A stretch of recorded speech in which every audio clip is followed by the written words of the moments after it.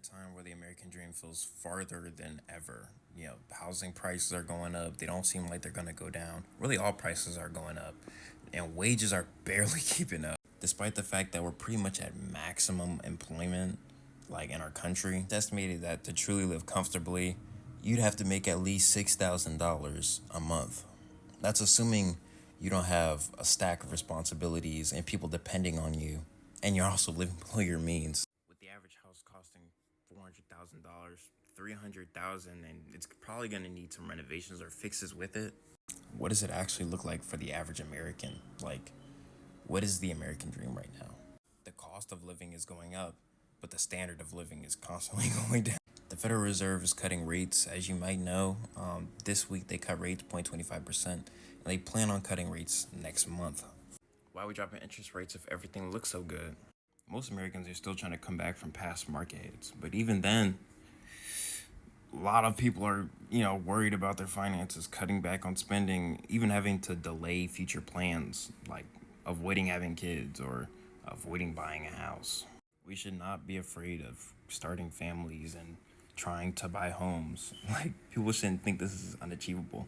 And even though inflation expectations, are projected to be lower, again, these are just projections. Our nation's debt is rising, and it's due to the decisions made by our government and the Federal Reserve, constantly printing more money, and they're definitely not sticking with the budget. I mean, don't get me started. We're just found out the president, if he wanted to fire the head of the Federal Reserve, he couldn't. They're a separate entity of government. They're an individual.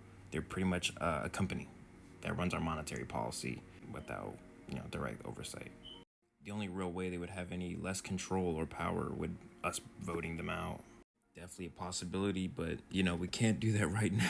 I mean, when we see policies changing, high yield savings falling, CDs, these accounts that are barely keeping up with inflation now, it's hard not to feel like financial security is slipping right through our fingers.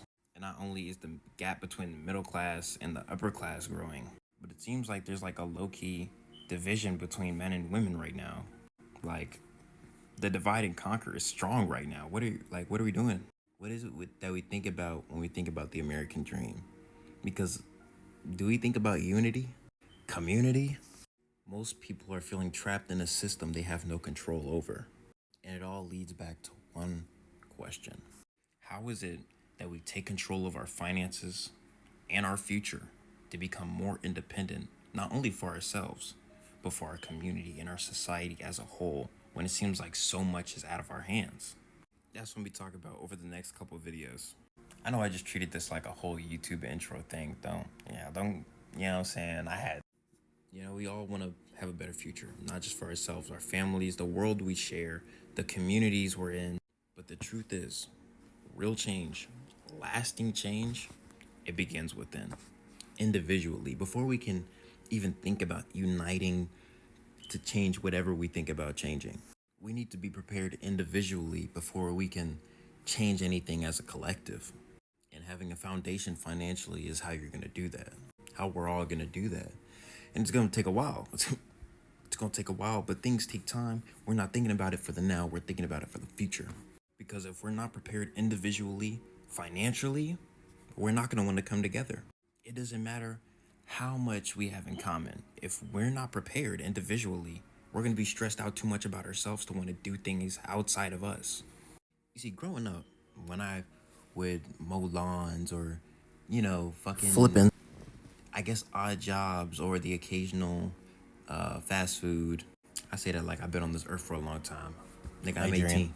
The money would slip right through my fingers. It would leave faster than it came, mainly because, it feels good to spend. The three biggest addictions is that phone, spending money, making money too, but also staying inside of our comfort zone. Those are the four biggest addictions. I guess spending and making would be in the same. You get it. Maybe I'm gonna order food for the family. Maybe I'm gonna get groceries. Maybe pay for the rest of somebody else's food while I'm there. Come home, cook food for the family. You know what I'm saying? Give the $20, $30, $40 to somebody in need. Maybe you see a kid selling something and you want to, support a young business. There's a joy in giving. There's a joy in building community up.